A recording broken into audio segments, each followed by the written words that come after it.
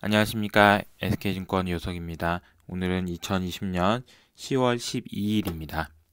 이호석의 와이즈 시작하도록 하겠습니다.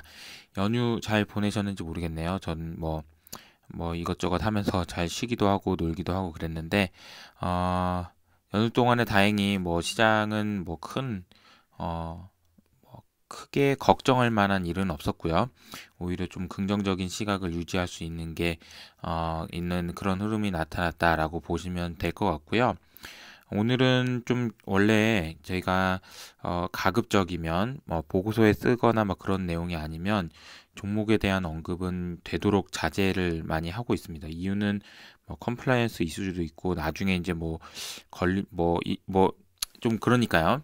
근데 이제 오늘 이례적으로 제가 삼성전자 바이콜을 할 겁니다. 바이콜이라는 거는 사자라는 거고요. 단기적으로 하루 이틀 오를 것 같다 이렇게 해서 사자고 말씀드리는 거라기보다는 음, 중장기 콜만 저는 하려고 노력을 많이 하고 있다는 건 알고 계시잖아요. 그래서 한 최소한 6개월 정도는 끌고 갈 수 있는 그런 흐름을 보고 삼성전자를 추천을 드리도록 하겠습니다. 자, 이번 주 와이즈의 제목은 주식시장이 상승하는 진짜 이유라는 제목입니다. 그리고 부제는 이제 삼성전자 바이콜이고요. 내용을 보시면 대선 관련 불확실성이 계속 부각되고 있습니다. 국내외 언론에서 대선과 관련된 얘기들이 정말 지겨울 정도로 많이 나오고 있는 상황이고요. 무슨 부양책이 된다더라 안 된다더라 엄청 얘기들이 많이 나오고 이런 거 감안하면 시장이 급락하거나 아니면 변동성이라도 좀 커져야 될 것 같은데 굉장히 차분한 모습을 보여주고 있다라는 거고요. 이게 이제 이미 또 이제 바이든이 될 가능성이 높다, 트럼프가 안 된다, 트럼프가 불복한다, 여러 가지 얘기들이 이미 시장에서 많이 나온 상황에서, 우리가 지금 해봐야 될 것은 트럼프가 대선 불복할 수 있다라는 시나리오, 여기에다가 베팅을 해야 될까라는 생각을 해야 된다는 겁니다. 베팅을 한다라는 얘기는 뭐냐면 아마 숏 베팅을 얘기하는 거죠. 제 생각에는. 이게 만약 이런 일이 일어나면 당연히 시장이 많이 크게 흔들릴 겁니다. 그러면 숏 베팅을 할 거냐? 아니다. 저희 생각에는 베팅하는 것보다는 그냥 일부 한 대비하는 정도가 필요하지 않을까 그런 생각을 하고 있고요. 국내 주식시장에 대해서는 긍정적인 시각을 유지합니다. 그래서 세 가지 투자 아이디어를 바탕으로 해서 삼성전자 바이콜을 말씀드리도록 하겠습니다. 그래서 중장기 전략에 저희가 이제 숏캐시를 계속 말씀드리고 있고요. 롱유에 무형자산 들어가고 성장주 들어가고 그리고 이제 삼성전자를 넣습니다. 그만큼 삼성전자에 좀 비중 있게 좀 추천드린다고 말씀드릴 수 있을 것 같고요. 리얼 옵션 계속 말씀드리고 있고요. 이번 주에 있을 일들 쭉 한번 정리해 볼게요. 그냥 대법관 지명자 청문회가 오늘 있을 거고요. 15일까지 예정돼 있습니다. 그리고 독일 지표 상당히 좀 잘 나올 것으로 예상하고 있고요. 미국의 소기업 경기 지수도 나쁘지 않을 것 같습니다. 근데 이제 다만 이제 물가인데요. 물가 지수가 일단 유럽이나 아니면 일본은 지금 이제 디플레예요, 이미.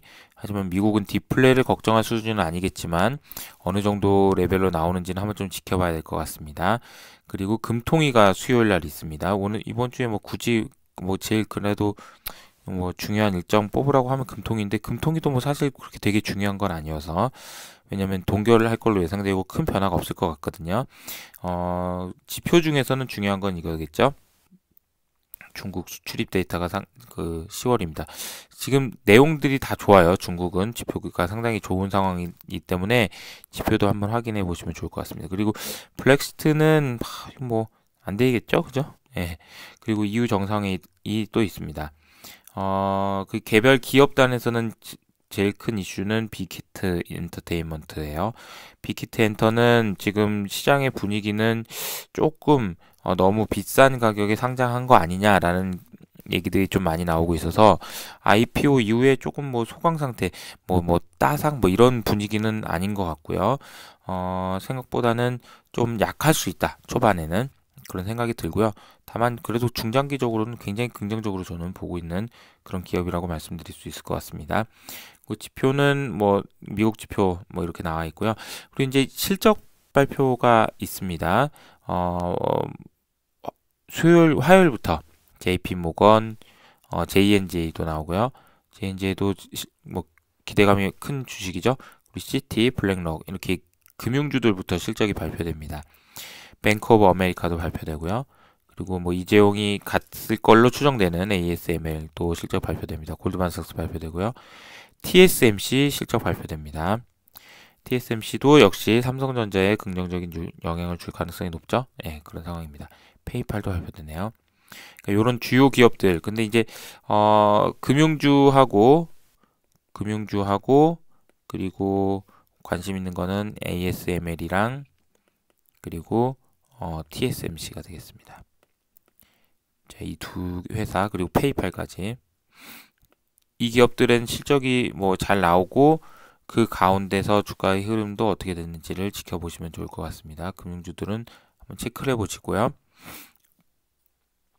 제가 뭐 계속해서 말씀드리고 있는 건데 뭐 여전히 계속 뭐 시장에서는 이런 얘기들이 나와서 지금 주식시장이 오르는 이유가 뭐 때문인가요? 부양책 때문인가요? 한번 좀 보시죠. 지난주에 무슨 일이 있었는지 좀 생각을 해보면 지난주에 연휴 끝나고 추석 연휴 끝나고 트럼프가 일단 코로나 걸렸죠. 코로나19 걸렸습니다. 그랬다가 또 바로 뭐 퇴원한다고 그래가지고 퇴원한다가 했다가 그랬다가 또 뭐 협상 뭐 하지 마라 막 해가지고 뭐 중단 막 했다가 또 뭐 다시 뭐 한다고 이게 계속 이런 뭐 시장에 보면은 엄청나게 큰 사건들이 일어난 것처럼 보이지만 실제로 주간 기준으로 보니까 아마존이 5%, 뭐 넷플릭스 7%. 참고로 빅테크에 대한 규제안도 나왔습니다. 아시죠? 저도 소개를 몇 번 해드렸고요. 민주당에서 빅테크 관련 규제도 나왔습니다. 아마존, 넷플릭스, CRM, 엔비디아 전부 많이 올랐습니다. 그쵸? 그리고 이쪽도 많이 올랐어요. 이쪽도 많이 전체적으로 그럼 시장 다 올랐다는 얘기네요.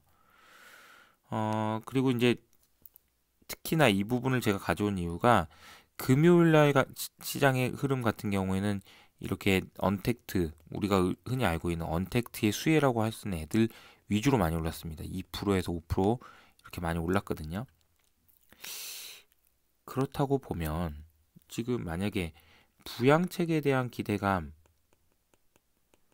혹은 그래서 경제가 재개될 것 같다라는 것에 대한 기대감 여기에 플러스 빅테크에 대한 규제 이런 상황이면 우리가 흔히 알고 있는 우리가 뭐 언택트라고 얘기하고 있는 저는 언택트란 말을 그렇게 많이 쓰진 않지만 언택트라고 하는 주식들이 좋을 수가 있나요? 쉽지는 아니 뭐 시장만큼 오를 수가 있을까요? 언더퍼폼하지 않을까요? 그런 생각이 드는데 미국 시장에서는 전혀 그런 상황이 아닌 것 같다. 자, 이제 부양책에 대한 기대감 이 얘기는 분명히 의미가 있습니다.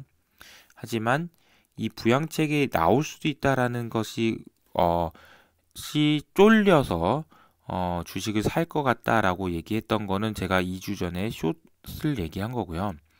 숏 입장에서는 부양책이 나오면 어이구 무서워라고 해서 숏커버를 하겠지만 롱 입장에서는 좀 다르잖아요. 생각을 해보시면 롱 입장에서는 주식을 사야 되는데 부양책이 나올 기대감을 가지고 주식을 사지는 않을 거라는 거죠. 그래서 저희 생각에는 부양책으로 설명하는 부양책을 기준으로 부양책의 프레임으로 주식을 설명하는 거는 절반 정도는 맞지만 절반 정도는 다 설명할 수는 없다라는 생각이 좀 들고요.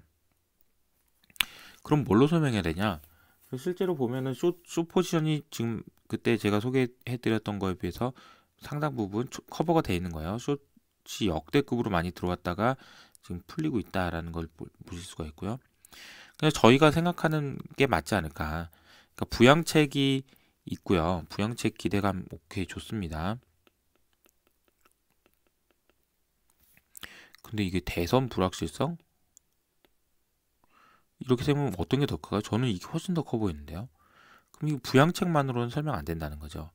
그럼 기본적으로 대선 불확실성, 야 특히나 트럼프가 불복할 수도 있다라는 그런 불확실성이 있음에도 불구하고 시장이 좋을 수밖에 없는 이유, 그만큼의 강력한 에너지다라고 제가 말씀드리고 있는데 그 에너지에 해당되는 굉장히 핵심적인 로직은 뭐냐라고 보면 이 로직은 요렇게 연결이 됩니다.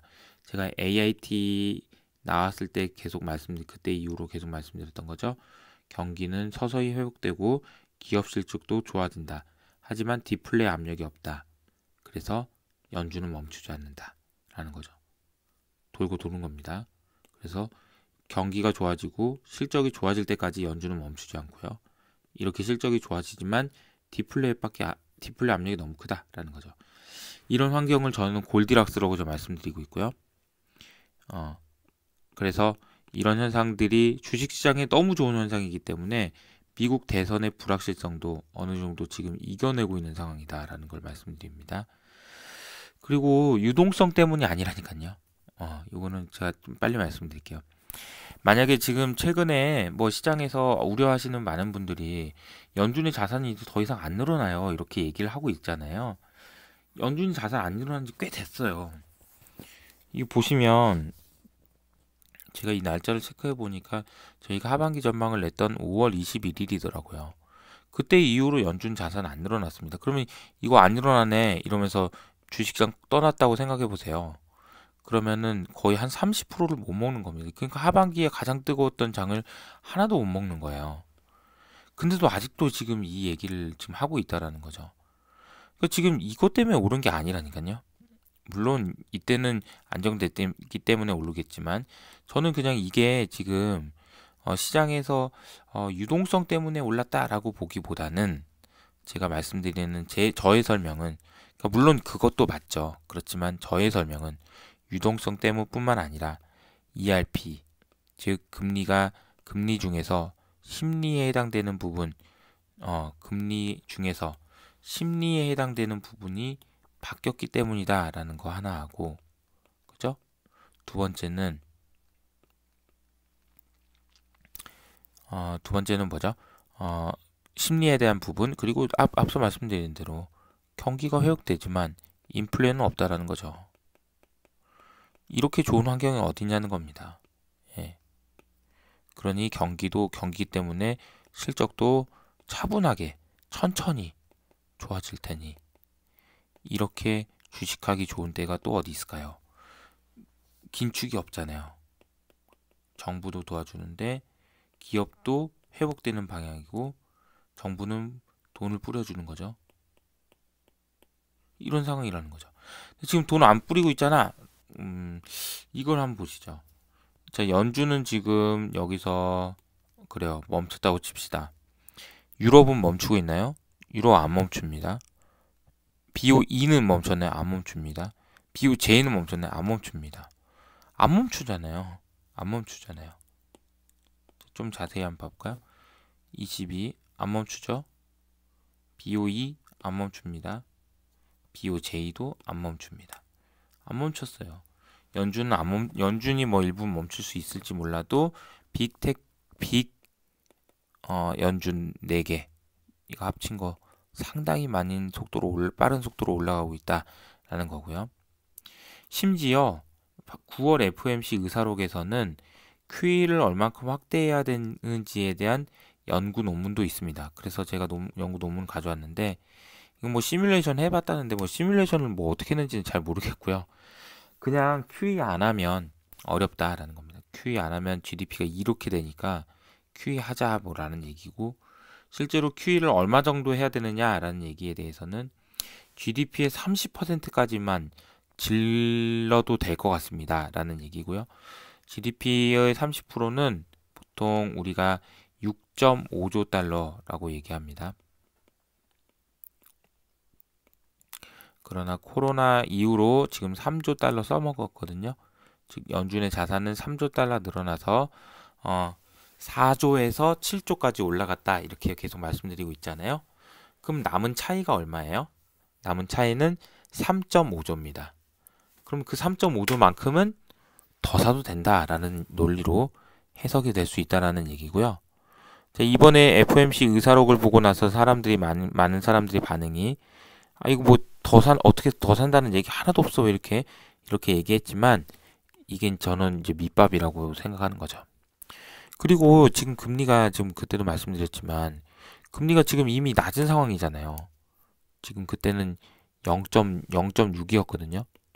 그 0.6에서 무슨 채권을 또 삽니까? 채권을 언제 더 살 건지를 얘기를 한다는 게 웃기잖아요. 이거는 마치 증시가 2,400인데 증시 안전자금 어떻게 할 건지 논의 없다고 해서 실망하는 거랑 뭐가 다르냐는 거죠. 그래서 금리가 지금 낮은 수준이었기 때문에 논의가 안 됐지, 논의는 공부는 연구는 이미 상당히 많이 돼 있기 때문에 혹시 여기서 금리가 올라가게 되면, 지금 최근 올라가고 있죠, 누를 가능성이 매우 높다. 말로 누르겠죠, 이것도. 예, 자, 바이콜입니다.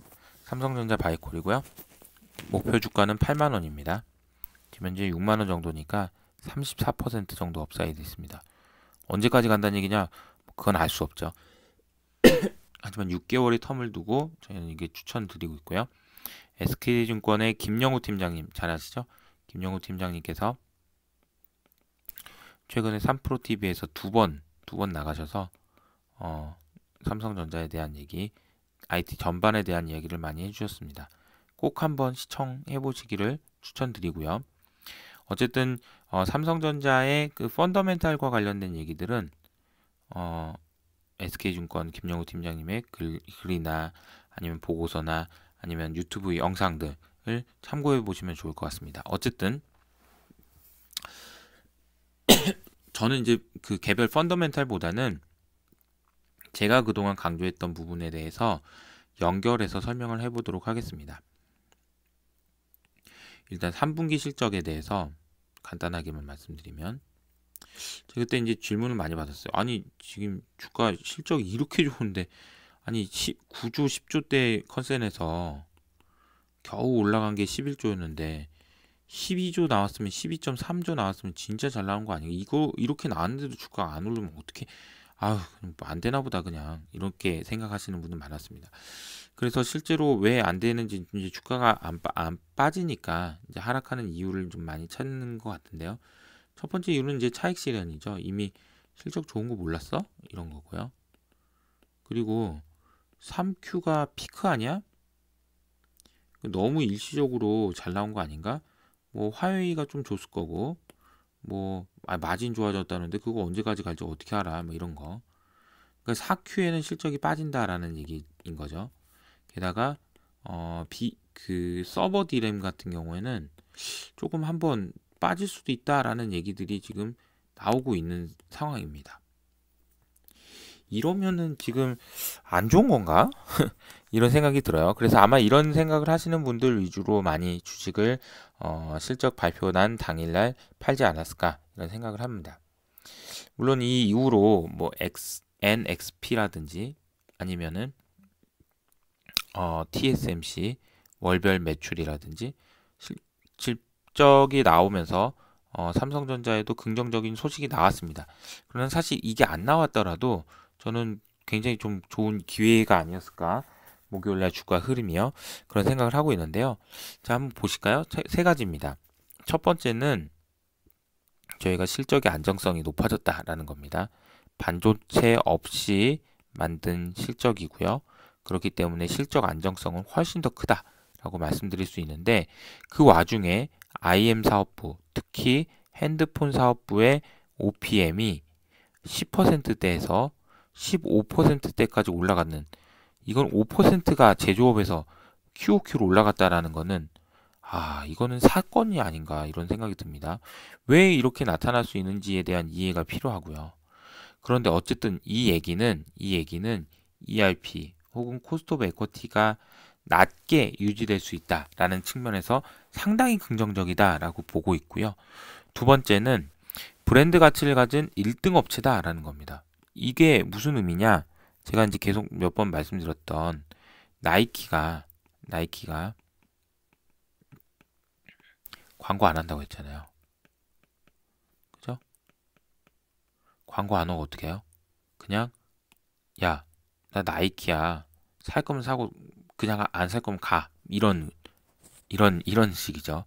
자, 이제 삼성전자도 마찬가지예요. 삼성전자가 지금 최근 이번에 뭐 판매량이 8천만 대까지 올라갔다. 뭐 6천만 대에서 판매량이 많이 늘어난 것도 OPM 이렇게 올라간 거에 1등 공신이지만, 또 하나는 뭐냐면은 브랜드를 가지고 있기 때문에 온라인으로 소비하는 과정에서 훨씬 더 유리한 고지를 점령하고 있다라는 거죠. 이 브랜드가 대표적인 무형자산이잖아요. 이렇게 되면 삼성전자도 무형자산으로 돈 벌었네 라는 얘기가 나올 수 있다라는 겁니다. 세 번째는 리얼옵션인데, 리얼옵션 안 보신 분들을 위해서 간단하게만 말씀드리면 리얼옵션은 이겁니다. 콜옵션이 이런 구조니까 이렇게 되니까요. 요거를 현실로 바꿔본 거다, 이렇게 이해하시면 됩니다. 현실에서는 제일 중요한 거는 여기서 이쪽 세상은 리미트가 있는 로스인 반면에 이쪽 반면은 리미트가 없는 부분이라는 거죠. 업사이드라는 거죠. unlimited gain, limited loss, 이 두 개를 더한 거라는 의미고요. 지금 삼성전자 기준으로는 더 나빠질 것이 없는 실적이 리미티드 로스면, 업사이드가 있는 각 사업 부분, 즉 뭐 5G가 됐든 비메모리가 됐든 이거는 여기 n이 빠졌네요. unlimited gain이 될 거다. 그래서 리얼옵션 적용이 가능하다, 이렇게 말씀드릴 수 있을 것 같습니다. 실제로 또 하는, 이거는 첨언하는데요. 신흥국 자금을 추정하는 빨간색 선을 보시면 이런 식으로 이제 그림이 그려져 있는데요. 삼성전자 주가는 비슷하게 움직이다가 올해는 조금 다른 움직임을 보였지만 여전히 긍정적인 모습을 보여주고 있다는 겁니다.